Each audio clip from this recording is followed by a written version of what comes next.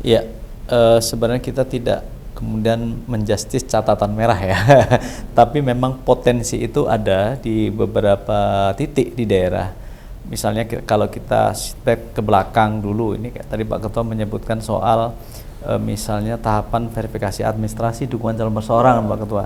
Nah, di Rejang Lebong itu mempunyai sejarah sampai terjadi penetapan tersangka, artinya proses penanganan pelanggaran itu sampai kemudian ada tersangka yang kemudian diproses dalam proses penanganan pelanggaran pemilu.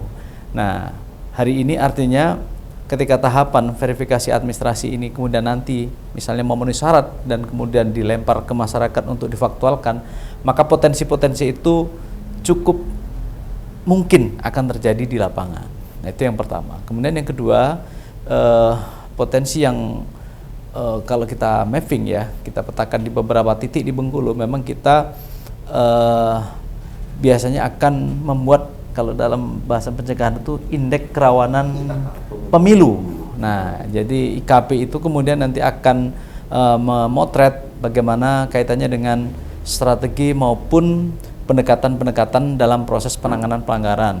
Memang kalau belajar dari pengalaman legislatif si Bengkulu relatif aman, akan tetapi di beberapa titik misalnya di Kota Bengkulu itu soal sensitivitas maupun potensi terjadinya penanganan pelanggaran yang kemudian bermuara terhadap pelaksanaan pemungutan suara ulang ya, itu sangat mungkin terjadi. Jadi kalau secara keseluruhan saya pikir dinamikanya sampai saat ini masih landai-landai, belum ada gejolak dan dinamika karena tahapannya juga belum berjalan.